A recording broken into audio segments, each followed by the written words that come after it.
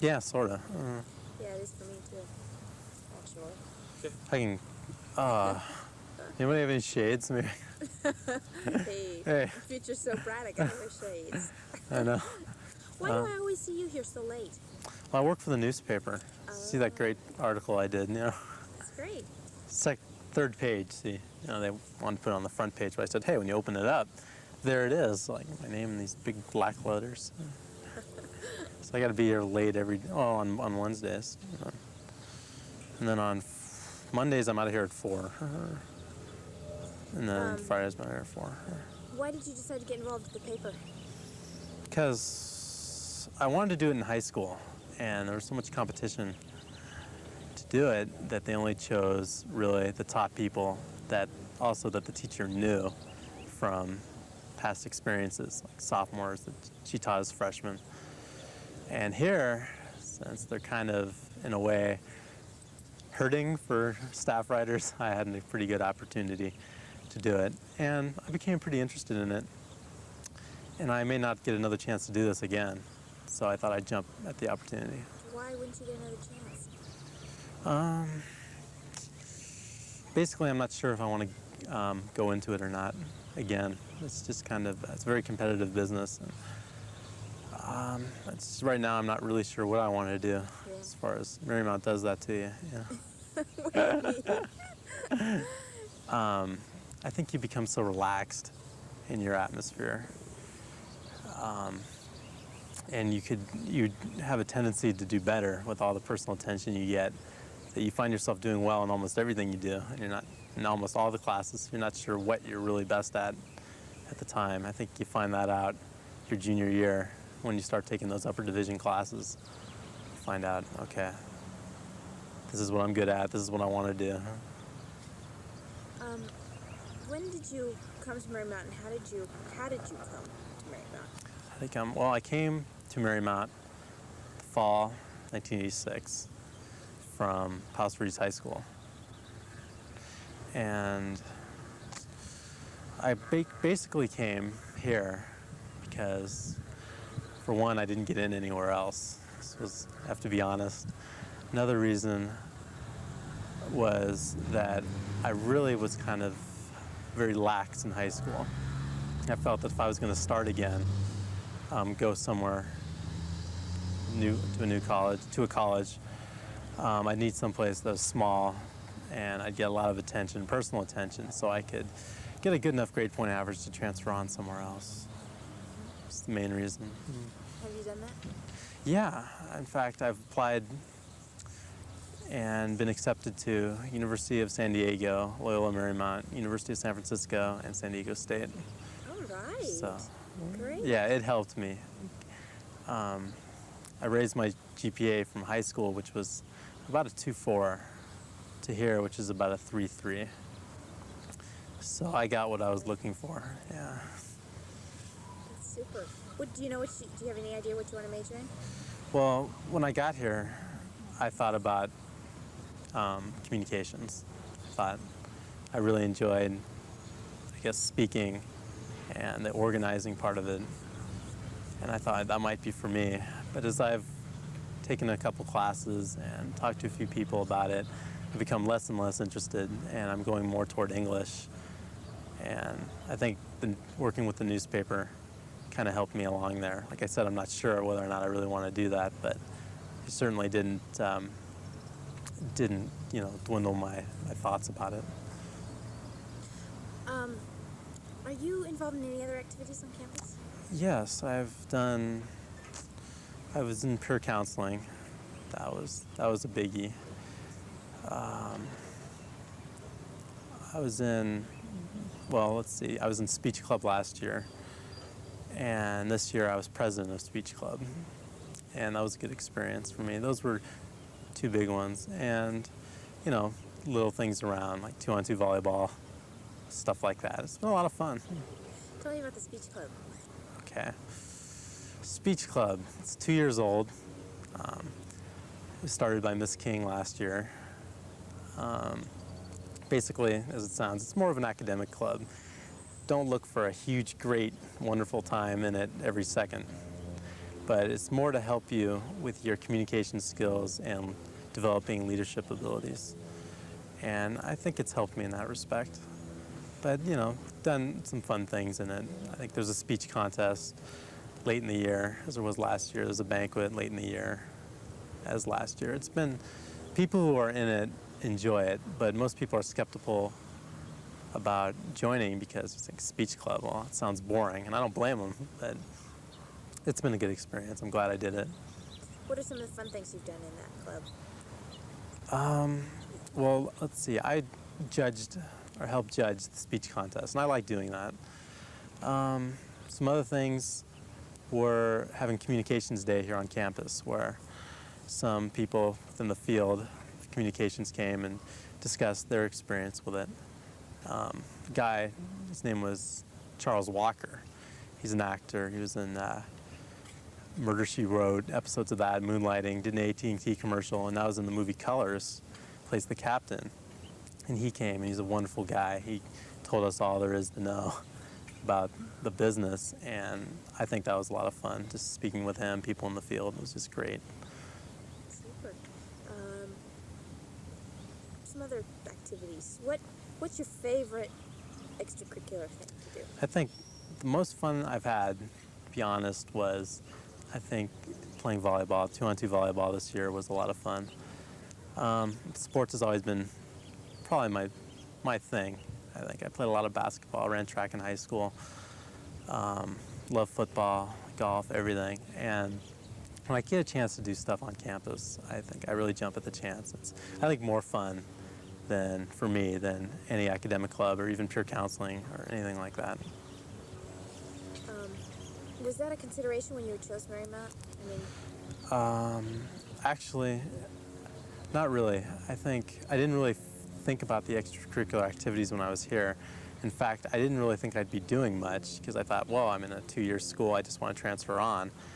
But when I got here, the atmosphere and the students really seemed to be interested in doing other things. And I felt that if you don't participate in any extracurricular activities, you might be left behind. And you might not be, but you find yourself alone, I think, in just studying. You just can't study when you're in school. Part of the success in school is getting into other things and knowing, not knowing when to study, but knowing when not to. And when you have some fun, it kind of relieves tension, and you do much better in school. I find the more I've been involved on campus activities, the higher my grades have been. So, an example, my first semester here, I had a 2.85, and I didn't do as much as second semester where I did speech club and peer counseling got started, and I went up to about a 3.5. So. that's great. Super. Nice. Are you in the residences, Greg? No, I chose to live at home. I'm a resident of Palos Verdes Estates. I live about 20 minutes away, and the option was given to me whether to live in housing. I thought that living at home might better my chances of doing better. But I find that living in housing, speaking to people who've been in it, although some people complain about the rules, all that kind of thing, they find that they meet more people and meet more friends at the beginning than people who commute, like myself. But on the other hand, since I live in Palos Verdes, when I came up to school, there was absolutely really no anxiety for me because this is my town in a sense. And I got here and I wasn't worried about anything, opposed to someone who would come from Sacramento, or even people who come here from Alaska or wherever they come from, just come here and they seem to be a wreck the first day, and that's natural. But I came here and I was much more relaxed, and that helped me. So it's an even trade, residence or commuting. Did you expect to find it being like mostly Palos Verdes people? I didn't expect that. In fact, it was coming from Palos Verdes High School. I think a lot of people kind of joked about whether or not they'd be going to Marymount because, it seemed like kind of a, not a big venturing out into the college experience by coming here. And I did not expect to see many people here, but about 15 or 16 people from my class from Palos Verdes High School came to Marymount, which was interesting. So I wasn't alone when I got here, and I saw about one or two other people from years that other people that graduated from Palos Verdes here also, and it was a surprise. It really was. What about the diversity on campus? Have you found there to be people from? Have you found it to be very diverse? You say you see a lot of your friends here. You mean diverse as far as different people from different areas here? Yeah, more than I expected. Quite a few people have come from out of state, and a lot of exchange students, a lot of people from Torrance, a lot of people from the Los Angeles area, and which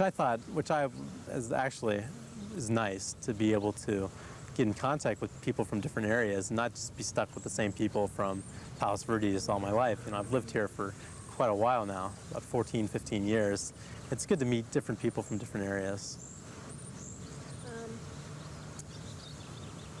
Can you think of any anecdotes, a particularly fun time at Marymount? Oh boy. A story that you could tell me about. Like if a friend called you and said, "So what's been going on?" Okay. What would you tell them about? Oh, you mean? Okay. If there was something that you wanted to tell to your friends, I didn't meet that. About Marymount. Yeah. Oh, a good experience. I guess it was really kind of fun. Was oh, here you go, buddy. You can tell them about this. I'll tell them about that. This has been a lot of fun. Here. What's been fun? Actually, it had to deal with an academic experience. It was last semester. I took an honors history class. Oh, my mic's going down. What's up? Okay. Try again. Okay. Tell me about the particularly fun experience. Okay. The particularly fun experience was not in any extracurricular activities here from my memory. Came last semester when I took this honors history class with Dr. Wallach here. He's a great teacher, incidentally. And there were about 10 people in the class. And this is probably the most difficult class I ever took. And instead of a lot of competition in the class, everyone kind of just band together and tried to fight him, in a sense. And I remember it was the Friday before finals, and usually people were just dying to get home because they wanted to get out of here, start studying or just relax or whatever. And this class stayed behind and invaded some classroom and started panicking and trying to go over the strategy and how we're going to study for this test, because this test, we had to write 5 essays or so and memorize them for a test on 3. All right, this isn't a typical true-false history test you're going to get in high school. This can't mess around with this. And so we discussed it and got nowhere. And just in the midst of this panic, I said, okay, everyone, we'll head to my house this Saturday, and we're just going to write out all these essays and we'll get it done. And actually, it was just a lot of fun being in the same boat with people who are trying to do this and talking about experiences from other classes, and it was really a good time. And we actually did study pretty well, but it was the fact that if I had to study alone for this, I might have panicked and not have done well. But here, you have people around you willing to help you out and just kind of laughing your way through this, and it was a lot of fun. And that sticks out in my mind, I think, more than anything here. You talked about this as an academic experience. What kind of special guidance or help have you gotten from teachers here? Okay. I've gotten a lot of help from the principal transfer consultant here, Pam Schachter. I've gone to her quite a few times for just, overall advisement, are they going to take this class? Are they going to take that class? Speaking of other schools transferring, what's a good school to go to for this? I could always just walk in and talk to her, and I'm not one of her advisees, but anyone can go ahead and do that. I've gone to my advisor a lot, Nancy King, and she's always willing to help me out. But what I've noticed a lot in this school is that you can go to pretty much any teacher, and they all double as advisors here. You can go to any of them, and they'll just tell you, if you need help. And I've done that too. I've gone for second opinions to different different professors, science, history, whatever. And that's been a big help because they've answered a lot of questions that if I hadn't consulted them, I might be in big trouble right now. I might need another year of a JC or something just so I'd have enough units to transfer on. So they've been a big help. Cool. Do you think of any anecdotes in terms of teachers when they've really gone out on a limb for you or bent over backwards to help or something? A lot of them in recommendations, I think. When asking them to do recommendations, they're really helpful in that. And they'll tell you whether or not they can write you a good one. No surprises in the mail when you've been rejected. They're always willing to do that. All my teachers especially, I guess I have to point out Dr. Wallach again. He was really willing to help me in my first semester here. I had him for a U.S. history class, and I went in there a lot of times asking for help, and he'd spend a long time with me in doing things and trying to explain to me, trying to get through my head here how to beat this class. And I guess to say, he did go out on a limb because he didn't have to do that. He could have just, explained and say, hey, I told you this before, just go out and do it. He didn't do that. He spent time with me. I have to point him out. That's great. What would be your favorite class and why? Favorite class? Oh, I liked especially as far as academic, my honors history class with him. It was a great experience. It really taught me how to study on it's like an upper division class you might take at a four-year school.